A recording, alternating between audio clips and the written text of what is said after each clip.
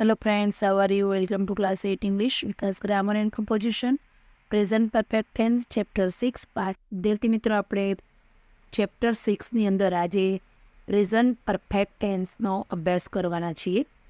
તો આ present perfect tense એટલે કે પૂર્ણ વર્તમાન કાળ. તો એ ક્યારે વપરાય તેનો થોડો આપણે અભ્યાસ કરી લઈએ. જો કોઈ ક્રિયા થોડીવાર પહેલાં કે ભૂતકાળમાં પૂર્ણ થઈ ગઈ છે પણ તેની અસર હજુ ચાલુ હોય ત્યારે પૂર્ણ વર્તમાન કાળ વપરાય છે. વર્તમાનકાળની ક્રિયા જે પૂર્ણ થઈ ગઈ છે એના માટે પ્રેઝન્ટ પરફેક્ટ ટેન્સ વપરાય છે. તો વિદ્યાર્થી મિત્રો, પ્રેઝન્ટ પરફેક્ટ ટેન્સની અંદર આપણે જે વાક્ય રચના બનાવીએ છીએ તે વાક્ય રચનાની અંદર સૌપ્રથમ તો કર્તા આવે છે. કર્તા, ત્યારબાદ કર્તા પ્રમાણે હેઝ અથવા તો હેવ લખવું પડે છે. કે ત્યારબાદ પાસ્ટ પાર્ટિસિપલ એટલે કે ત્રીજું રૂપ.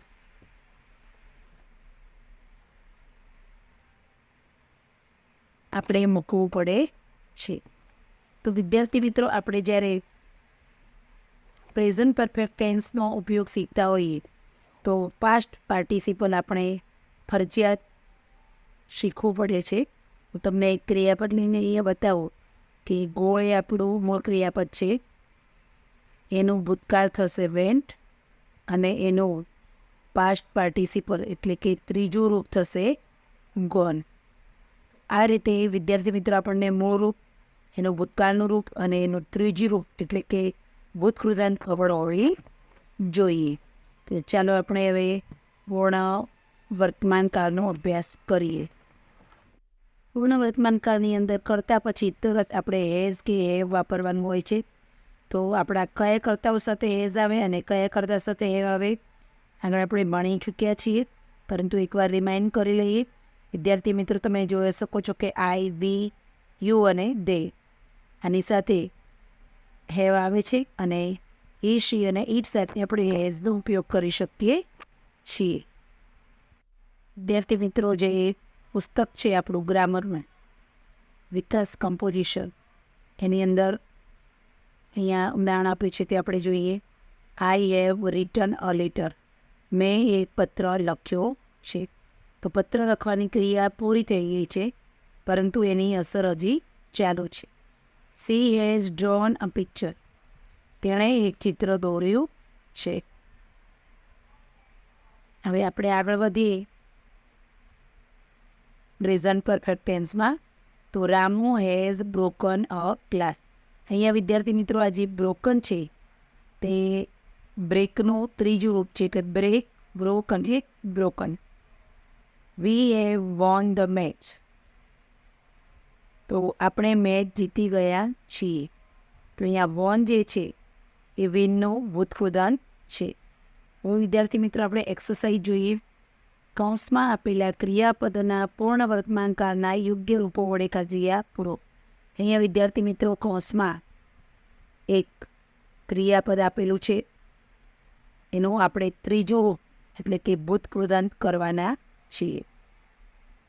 મોહન સાથે હેઝ વપરાશે. તો મોહન હેઝ સેન્ટ.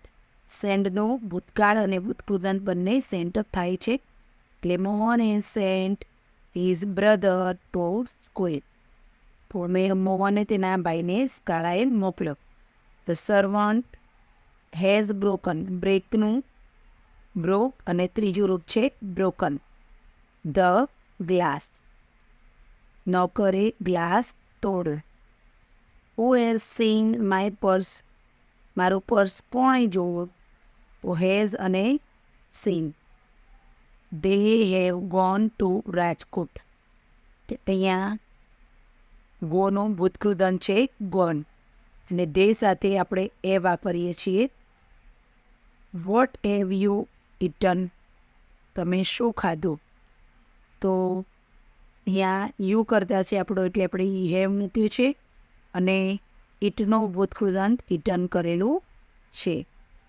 ત્યારબાદ નંબર 6માં જોઈએ તો મેઘા એન્ડ રાજ હેવ રિટર્ન, એટલે અહીંયા રાઇટનું ભૂતકૃદંત રિટર્ન થયું છે, letter to there uncle.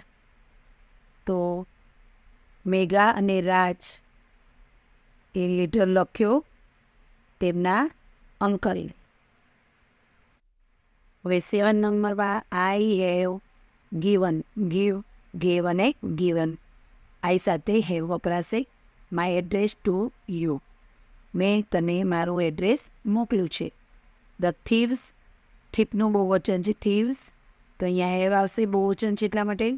Thieves have stolen, સ્ટીલનું stall અને ત્રીજું રૂપ છે સ્ટોલન, ઓલ ધ જ્વેલરી, ચોરોએ બધું જ ધન અથવા બધા જ આભૂષણો ચોરી લીધા. વી હેવ, વી સાથે હેવ વપરાશે ને પ્લાયનું ફ્લોન, પ્લાય, ફ્લો અને ફ્લોન ત્રીજું રૂપ થશે. Rohit has cut the cake, cut ક્રિયાપદ એવું રૂપ છે કે જેનું ભૂતકાળ અને ભૂતકૃદંત બંને, એટલે કે મૂળ રૂપ ભૂતકાળ અને ભૂતકૃદંત ત્રણેય કટ જ રહે છે. હવે આપણે ક્વેશ્ચન 2 તરફ આગળ વધીએ. કૌંસમાં આપેલા શબ્દનો ઉપયોગ કરીને પ્રશ્નોના ઉત્તર લખો. વિદ્યાર્થી મિત્રો, તમે અહીંયા જોઈ શકો છો કે કૌંસમાં એક શબ્દ આપ્યો છે, તો એનો ઉપયોગ કરીને આપણે જવાબ ભરવાનો છે. Who has finished the work, કોણે કામ પૂરું કર્યું. તો અહીંયા મોહિત લખેલું છે એટલે લખશું આપણે કે મોહિત હેઝ ફિનિશ્ડ ધ વર્ક. અહીંયા વિદ્યાર્થી મિત્રો આપણા વાક્યની અંદર ત્રીજું રૂપ આપેલું જ છે, કારણ કે આ વાક્યો પૂર્ણ વર્તમાન કાળના જ છે. Number 2, what has Ankit boat, તો અંકિત શું લાવ્યો છે અથવા શું લાવ્યો, તો કાઇટ્સ લખવાનું છે જવાબમાં. તો અંકિત હેઝ બોટ કાઇટ્સ, અંકિત પતંગ લાવ્યો. Which film have they scene, તેમને કઈ ફિલ્મ જોઈ, તો હિન્દી ફિલ્મ જવાબ લખવાનું છે, તો they have seen Hindi film. Number 4માં જોઈએ, વેન હેવ દે કમ, તે ક્યારે આવ્યા, તો લાસ્ટ નાઇટ જવાબ છે, તો they have come last night. કમનો જે કમ છે તે મૂળ ક્રિયાપદ કમ છે, તેનો ભૂતકાળ કેમ થાય છે અને પાછું ભૂતકૃદંત કમ થાય છે. Number 5, where have you kept the key, તમે ચાવી ક્યાં મૂકી, ઇન ધ બેગ લખવાનું છે, તો I have kept the key in the bag, મેં મારી બેગમાં ચાવી સાચવેલી છે. Which dress has she wore, તેણીએ કયો ડ્રેસ પહેર્યો, તો બ્લુ લખવાનું છે, તો she has worn blue dress. To wear એટલે પહેરવું, એનું વોર અને ત્રીજું રૂપ છે worn. Where have the thieves hidden the treasure, ખજાનો ચોરોએ ક્યાં છુપાયો છે, તો ઇન ધ ફોરેસ્ટ, જંગલમાં. તો the thieves have hidden the treasure in the forest, ચોરોએ ખજાનો જંગલમાં સંતાડેલો છે. કોઈ સીન માય બેગ, કોને મારી બેગ જોઈ, તો મોહન, તો Mohan has seen my bag. યા શીનું ભૂતકાળ શ અને ત્રીજું રૂપ છે seen. Number 9, when has Sheetal completed her work, શીતલે પોતાનું કામ ક્યારે પૂર્ણ કર્યું, તો એટ 10 AM છે, તો Sheetal has completed our work at 10 AM, શીતલે પોતાનું કામ 10 વાગે પૂર્ણ કર્યું. Number 10, who has not received the marksheet, marksheet કોને ન મળી, તો પ્રાચી, તો જવાબમાં લખવાનું Prachi. Prachi has not received the marksheet, પ્રાચીને માર્કશીટ મળી નહીં. હવે વિદ્યાર્થી મિત્રો આપણે ટૂંકમાં જવાબ લખવાનો છે, યસ કે નોમાં. તો has he clean the office, તો યસ હી હેઝ, અને નોમાં લખવું હોય તો no he hasn't. Have you seen Gandhi Ashram, તમે ગાંધી આશ્રમ જોયો છે, જો યસમાં આપણે જવાબ લખવો હોય તો યસ આઈ હેવ, નોમાં લખવું હોય તો નો આઈ હેવન્ટ. ત્યારબાદ નંબર 2માં જોઈએ, has the dog beaten the child? તો અહીંયા કૂતરો બાળકને કરડ્યો, તો યસ ઇટ હેઝ અને no it hasn't. Have your teachers completed the course?